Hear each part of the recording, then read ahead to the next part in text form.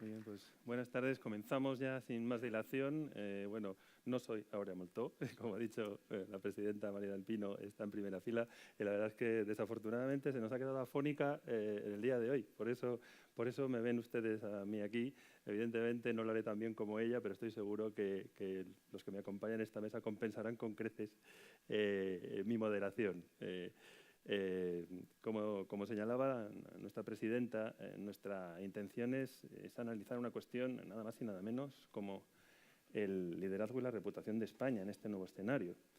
Y la Fundación ya analizó las cuestiones que tienen que ver con la reputación de nuestro país en el pasado. De hecho, recuerdo que cuando España se iba acercando a esa barrera terrible del que llamamos del 7.500, 7 de interés, 500 de prima de riesgo, y una vez superada, cuando la sensación en el mundo era que nuestro país comenzaba un desmoronamiento que iba a arrastrar probablemente a la zona euro y tantas realidades, pues nos planteamos analizar realmente qué estaba pasando con la marca de nuestro país, qué elementos de ese deterioro de reputación eran ciertos y cuáles no eran ciertos, en qué medida estábamos percibiendo todo dentro de nuestro país de forma distinta de cómo se percibía fuera. E invitamos a un conjunto de medios de comunicación internacionales, The Wall Street Journal, The Economist, The Guardian, Financial Times, International Herald Tribune, para analizarlo, ¿no? Y la verdad es que llegamos a conclusiones muy interesantes, ¿no? Además, quizás ellos eran más optimistas que nosotros, que es lo sorprendente, sobre la posibilidad que teníamos de corregir esa situación. Una situación que se ha corregido y que nos ha llevado a donde estamos hoy, ¿no?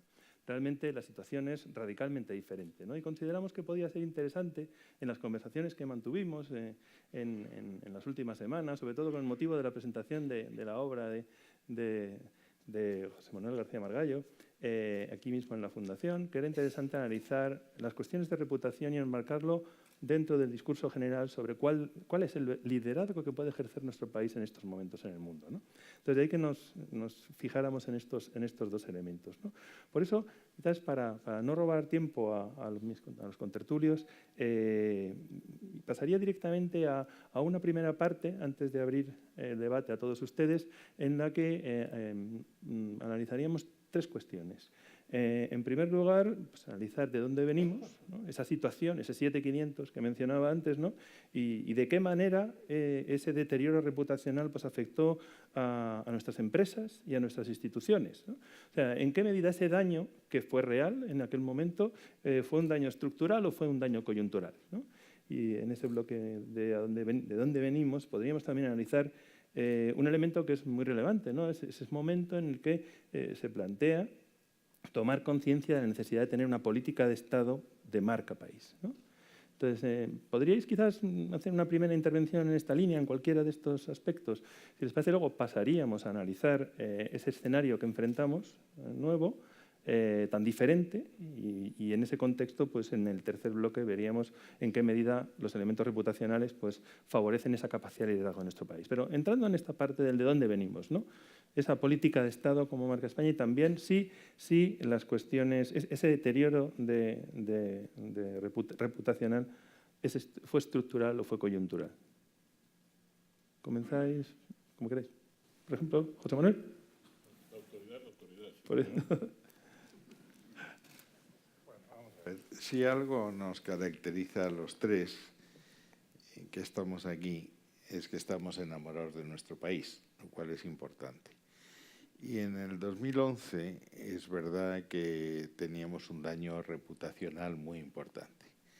Yo creo que el primer vídeo que hicimos fue el de Grant Thornton, que intentábamos explicar que era un tema coyuntural, no estructural.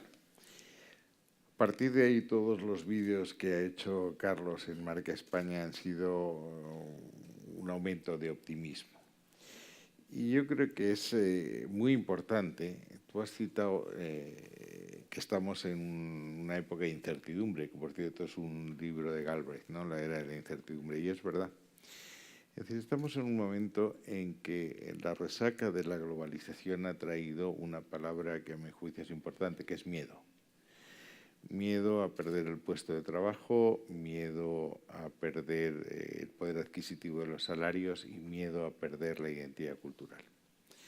Y eso ha determinado que el foco se ponga en aquellas causas que traen el miedo. Es muy claro en Brexit, es muy claro en Estados Unidos y es muy claro en los populismos. Todo eso, la pérdida del puesto de trabajo, del salario, de la identidad, se debe a la emigración, a los otros, en el término, se emplearon el término, o a los acuerdos de libre comercio. Y en España ese miedo se ha traducido en la emergencia de un partido claramente antisistema, que se vayan todos, que es Podemos, y probablemente en tu tierra y en la mía al tema del secesionismo como fórmula. Esto ya pasó en el 98, ¿no? España está muerta, vamos a cortar las amarras de este buque. Y entonces, a partir de ahí, discurriendo con César Baquiano, que está aquí, con Carlos, es decir, ¿qué hacemos para recuperar la fe en nuestro país?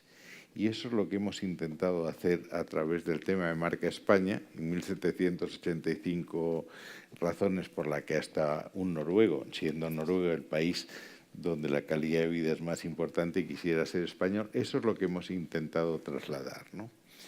Y al principio, insisto, esto no es tan malo como parece, esto va mucho mejor y ahora estamos en un momento en que yo soy francamente optimista. Tenemos un gobierno estable, cosa que no ocurre en ningún otro país de Europa. Hemos salido de una situación económica en que hemos acabado con los grandes desequilibrios que siempre han frenado la marcha de la economía española, desequilibrio exterior. Tuvimos en el 2007, me parece que era, ¿no?, un déficit por cuenta corriente que era el 10% del Producto Interior Bruto, que era el segundo del mundo en términos absolutos y el primero en términos relativos. El desequilibrio de las cuentas públicas no está corregido del todo, pero del 9% hemos bajado a una cifra que es bastante razonable, será el 3,5, será el 3,4, y nuestras empresas lo están haciendo francamente bien. Es decir, ahora en términos de exportaciones, pues estamos en el 34% del Producto Interior Bruto, que es la mejor cifra después de Alemania. Nuestras empresas están ganando concursos en todo el mundo y nuestras marcas están muy bien. Y, por tanto, yo creo que debemos dejar de autolamentarnos, que es una constante del comercio español. Y cada vez que yo me quiero consolar, veo cómo nos ven fuera respecto a cómo nos vemos dentro. Porque lo cierto es que nosotros nos consideramos mucho peor que nos consideran los de fuera. Y eso, 1785... pues es una cosa, yo lo venía leyendo en el tren, vengo de Alicante, en que te llena de optimismo, ¿no? Y de decir, bueno, pues somos un gran país y tenemos unas grandes oportunidades. Y eso es lo que yo quisiera decir, que creamos en nosotros mismos al menos lo que creen los demás de nosotros mismos. España creo que es una empresa colectiva que vale la pena y si eso lo interiorizamos resolveremos muchos de nuestros problemas actuales. Y quizás la perspectiva empresarial, José Luis, es la misma que la de... La verdad es que me alineo a lo que acabo de oír, que ha dicho el ministro, ¿no? Yo lo que sí diría es que esa afirmación final de que España es un gran país, yo la suscribo, y que en todo caso añadiría un matiz, y es que nosotros los españoles somos unas personas especializadas en meternos en charcos, pero luego reaccionamos y salimos, por lo menos hasta aquí. Alguna vez, lamentablemente, esto costó mucho, pero últimamente en mi vida yo he visto esto siempre, ¿no? No se puede establecer una teoría de esto, pero yo he visto esto, porque lo de la transición fue un charco bastante gordo y, bueno, eso salió bien, ¿no? Gracias a muchas virtudes, ¿no? Empezando por la del rey Juan Carlos, que lo tuvo claro, siguiendo por Adolfo Suárez. Más allá de pues los partidos se pusieron a pactar y llegaron pues a la democracia.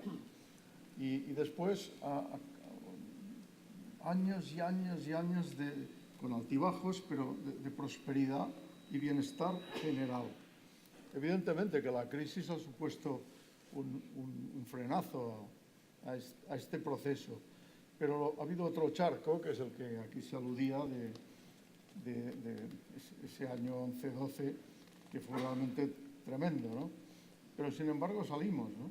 Y ahí hubo pues muchas razones también. Primero el gobierno del PP con Rajoy al frente, pues yo creo que planteó bien la cosa y hizo las reformas mínimas para que se le pudiera dar la vuelta. Y dar la vuelta, ¿quién lo hizo? Pues los españoles. Yo creo que, por ejemplo, los empresarios no habíamos vuelto a hablar con nuestros trabajadores desde hacía muchos años. ¿Por qué? Pues porque todo iba para arriba, ¿no? Y pues pedían no sé cuánto, bueno, pues vale, y ya está. La crisis obligó a hablar otra vez y las conversaciones fueron profundas. Y afortunadamente continúan. Es decir, que las crisis a veces tienen esta ventaja, ¿no? Que es que ayudan, una vez que se superan, a mejorar las cosas. Y esto yo creo que está pasando y por eso también soy optimista, ¿no? Esto en el aspecto de relaciones trabajadores-empresarios. Y en el aspecto de las exportaciones, es un tema que a mí me interesa especialmente, pues estoy de acuerdo con lo que se ha dicho, ¿no? En el sentido de que es un funcionamiento que casi se podría decir, entre comillas, milagroso, ¿no? Porque como estábamos a como en este momento estamos, pues aquí ha habido un cambio copernicano, ¿no? ¿Y esto por qué se ha producido? Y esto induce al optimismo, ¿no? Pues porque hay 500 empresas multinacionales españolas, que unas más grandes y otras más medianas, pues que estamos en el mundo liderando en nuestros sectores, que hay 5 o 10.000 que ya están en el recorrido. Muchas de ellas han salido como consecuencia de la crisis y lo más importante, yo lo digo mucho porque lo he visto en la Feria de Barcelona, es que las pymes que hace 10 años te decían yo de aquí no salgo ni a rastras, ahora te dicen yo salgo como sea. Y todavía no saben ni cómo van a salir, ¿no? Pero van a salir. Porque lo que han visto durante la crisis es que muchos se han quedado en la cuneta porque no habían hecho los deberes de internacionalizarse y, por otro lado, han visto que los internacionalizados, pues estos han superado la crisis con dificultades, pero con mucha más tranquilidad. Y esto a mí me da una razón para el optimismo, porque por este camino cambiaremos el modelo productivo y iremos en la línea correcta, no la que se llevaba pues, en los años 90, que sí eran de crecimiento, pero ahí se escondían cosas, ¿no?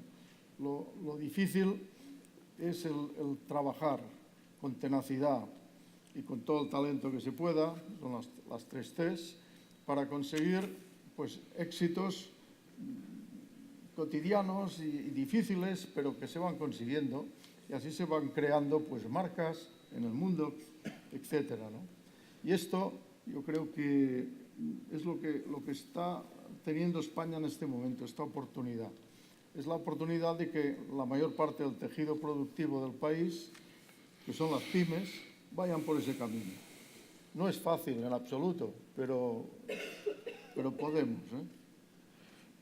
Una reacción, además, en el ámbito empresarial, quizás de esas 500 compañías y de las 5 a 10.000 que vienen son muchas de esas 1.785 razones, ¿no? Pero también hay una reacción por parte del Gobierno y en sentido amplio desde el ámbito de la política, que es el planteamiento de la política de marca como una política de Estado. Carlos, tú que vives en aquel momento, y por supuesto José Manuel, el nacimiento de esa política de Estado, una política además de consenso. ¿En qué momento se toma conciencia de la necesidad de esa política de Estado? ¿Y qué actores, con la experiencia de estos años, que deben intervenir en la configuración de esa política? Bueno, gracias. Yo quisiera empezar dando las gracias, porque mi trabajo es posible gracias a muchas personas.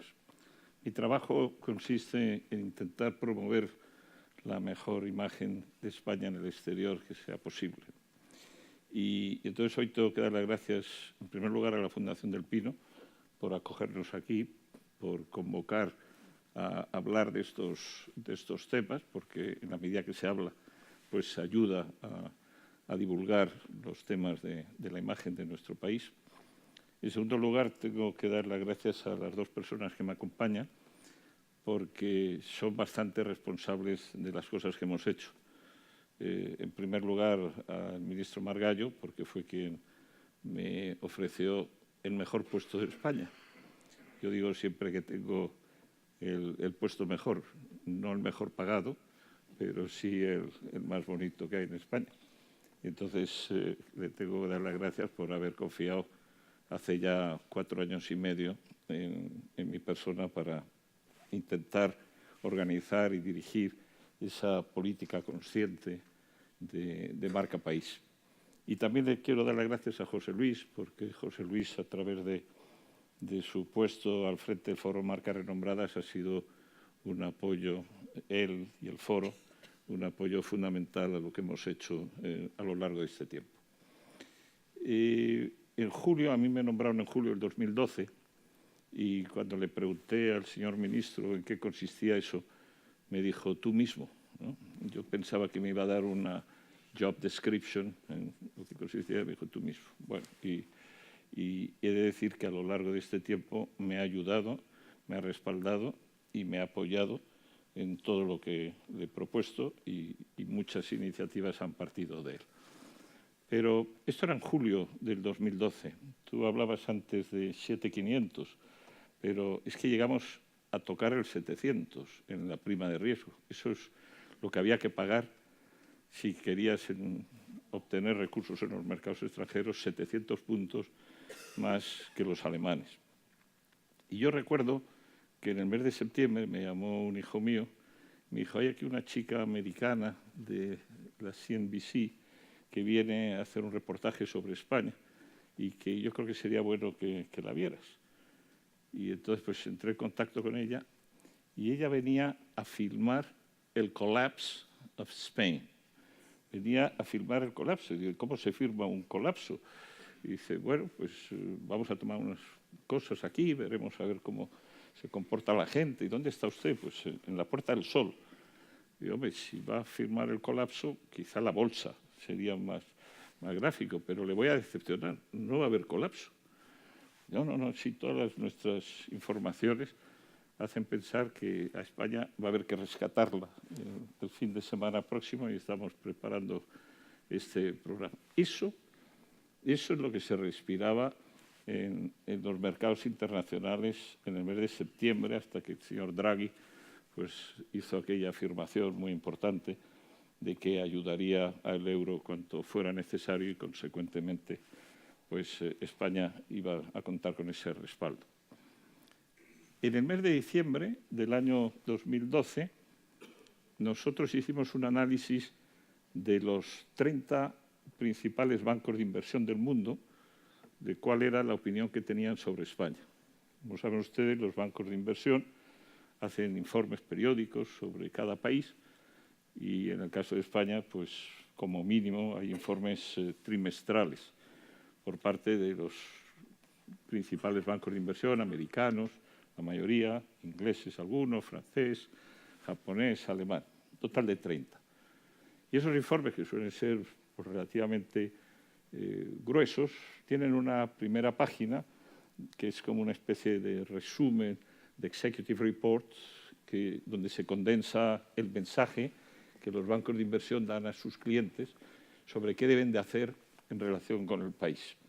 Y en muchos de ellos, en el formato arriba a la derecha, hay una sola palabra que resume todo.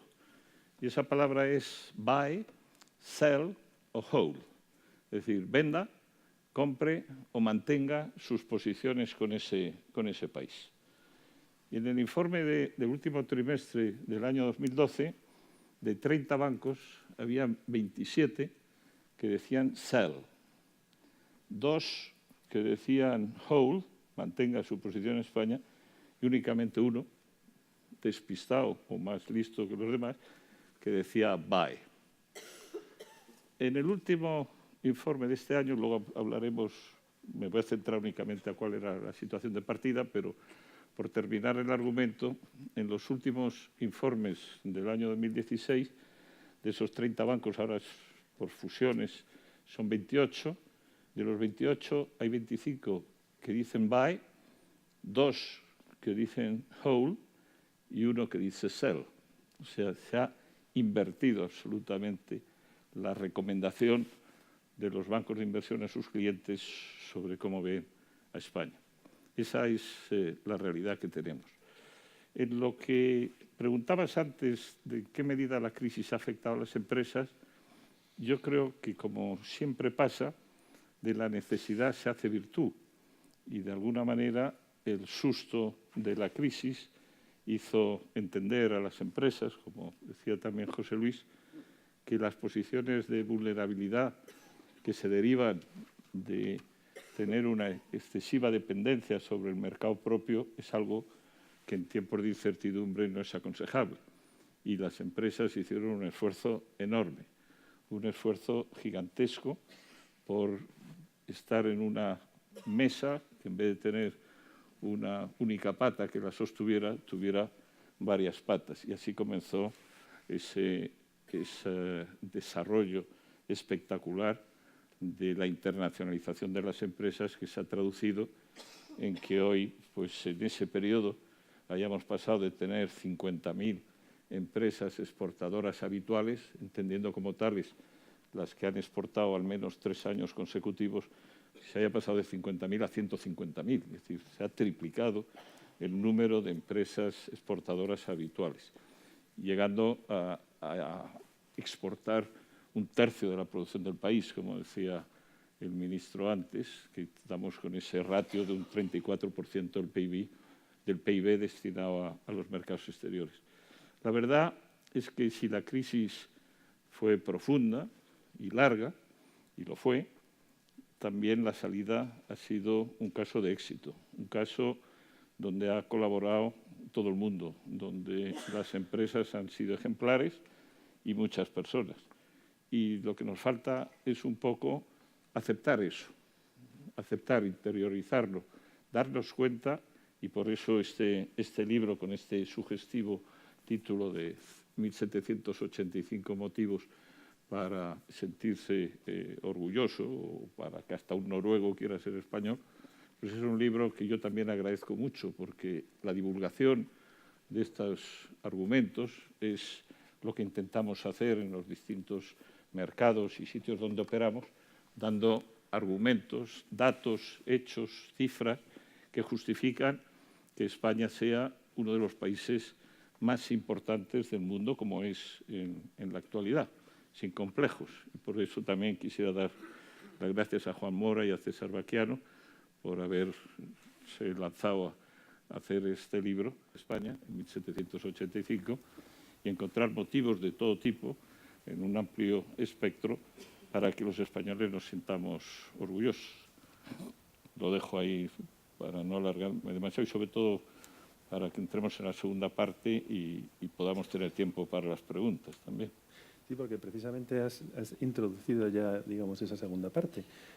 Superada esa situación coyuntural, quizás nos damos cuenta de que ha habido mucho más en ese momento que, digamos, un momento de crisis económica que se ve superada finalmente con una respuesta evidente de las empresas y ese liderazgo exterior, ¿no?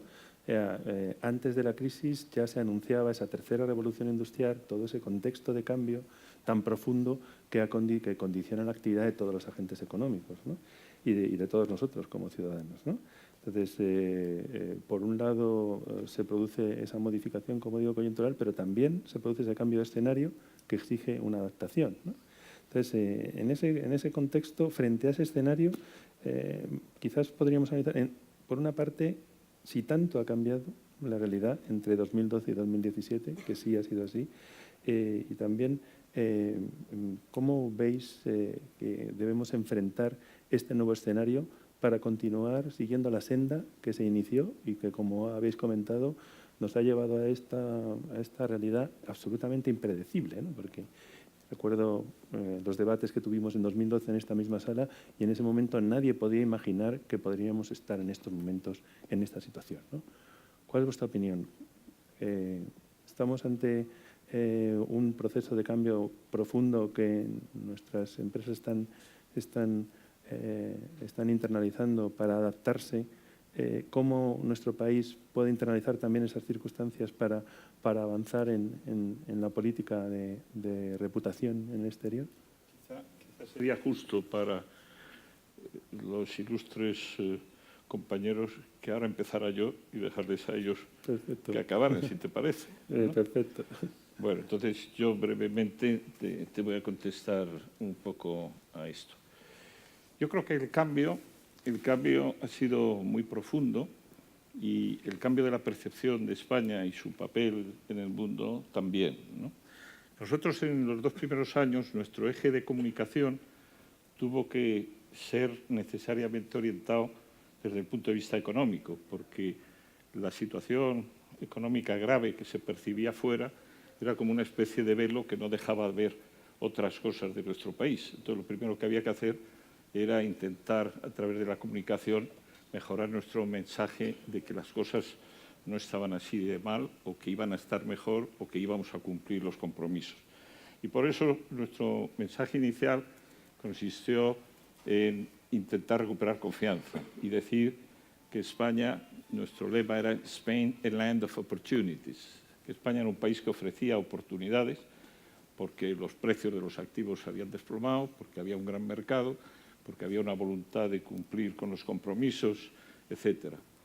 Y de ahí pasamos a poner el énfasis en el tema del talento, porque me parece que nos parecía que una de las características de España, que individualmente es reconocida, pero que a veces falta un poco de perspectiva para ver que eso es parte de la idiosincrasia española, era el talento que se manifestaba en todos los aspectos de la vida, es decir, en los deportistas o en los cocineros, en la moda o en los directivos de empresa, en prácticamente algo que tenemos en común los españoles, es que tenemos talento y capacidad de reaccionar a los cambios.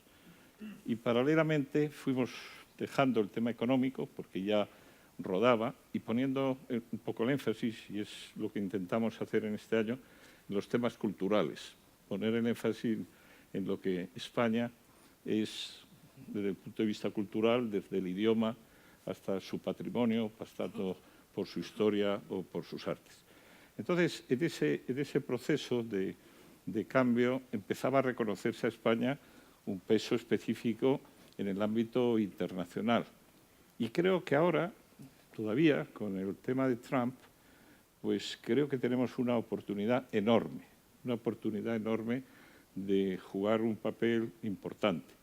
Y un papel importante en el continente que nos es más propio, que es la América de origen español, y en Europa. Y lo creo porque cuando uno ve y conoce la situación de los países de América, su mercado tradicional ha sido siempre Estados Unidos, desde México hasta Chile, prácticamente sin excepción.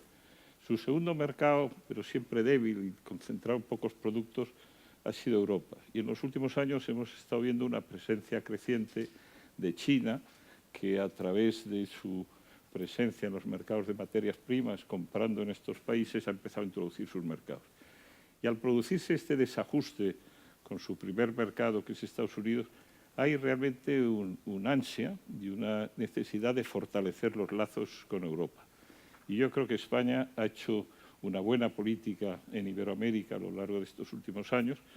Tengo datos aquí, cifras que muestran la evolución de la reputación y la mejora de la imagen de España en Latinoamérica, y hoy pues somos un cauce, uno más, pero un cauce importante para fortalecer la relación que se va a fortalecer entre Europa y la América Latina, ¿no?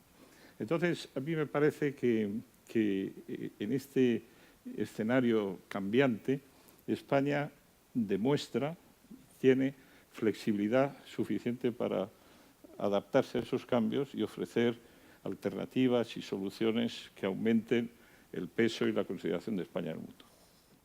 Y siguiendo el orden inverso, José Luis, las empresas no solo han hecho ese enorme esfuerzo de reconstrucción reputacional y han asaltado los mercados internacionales, también se están adaptando ante este nuevo escenario. Sí, tiene que hacerlo más, pero sí. Yo estaba recordando ahora cuando unos cuantos empresarios, 4 concretamente, conspirábamos en Barcelona a las 8 de la mañana el año 99 y nos hacíamos la pregunta, como empresarios que éramos, ¿no? ¿Aquí qué hay que hacer? Esto del ladrillo y el pelotazo, que es lo que se lleva en este momento, o lo que hacemos nosotros, que es internacionalizar nuestras marcas a base de trabajo, talento y tenacidad. Bueno, llegamos a la conclusión de que era esto lo que le convenía al país, por más difícil que fuera, y en consecuencia nos preguntamos cómo podríamos visibilizarlo esto, y nos asociamos, y ahí nace el Foro de Marcas Renombradas Españolas, ¿no?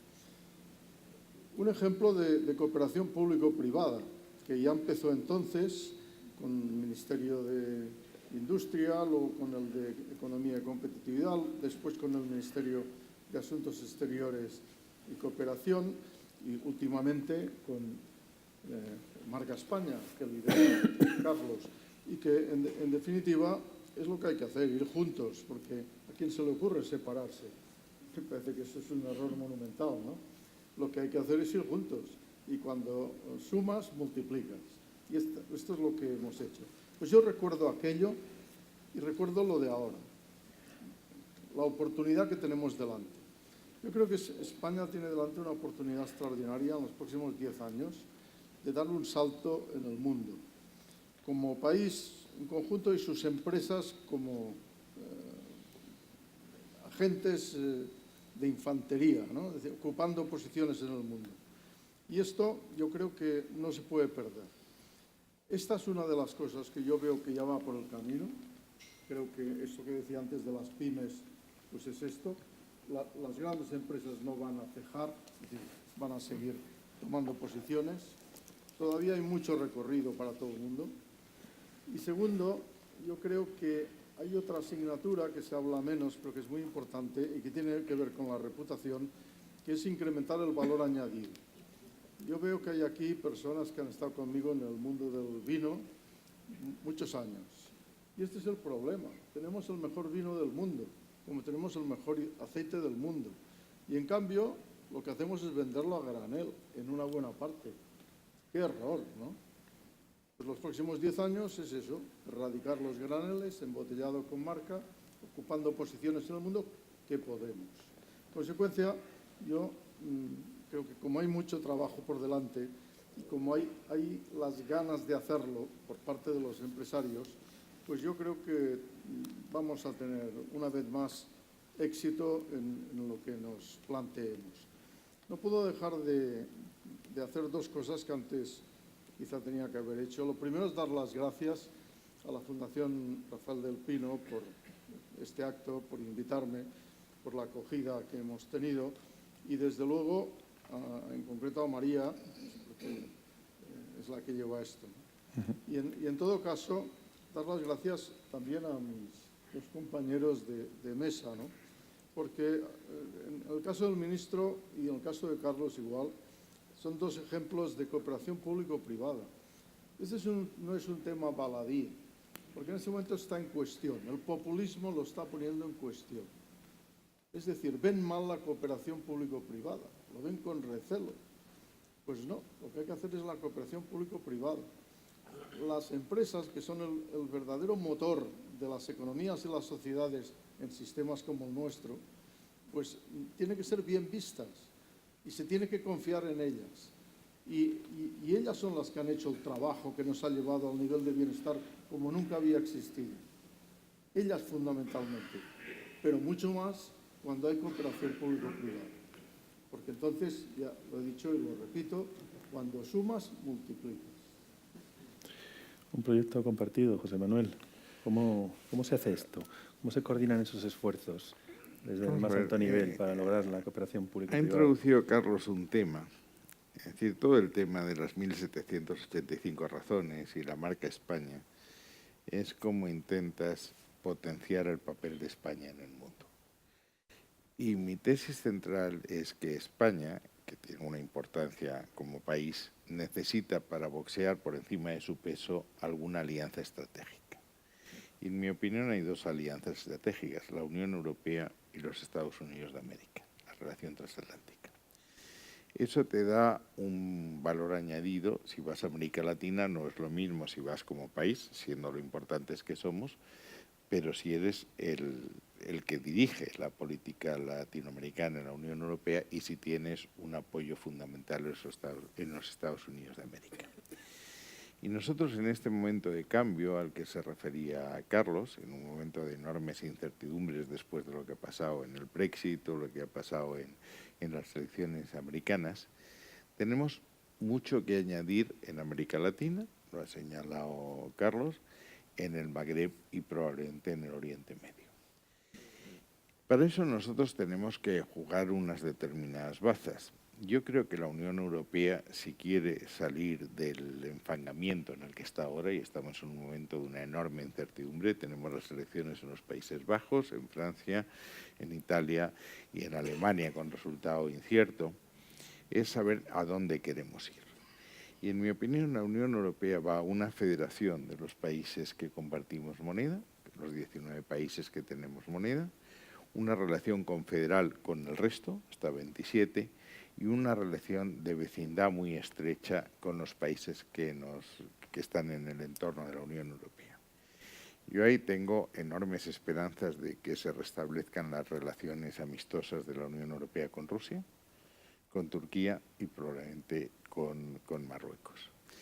Y a partir de ahí podemos jugar un papel importante, un papel siendo, insisto, una potencia media, pero una potencia que nos llevamos bien con prácticamente todo el mundo, ¿no? Y a partir de ahí explotar nuestras posibilidades políticas, culturales y económicas.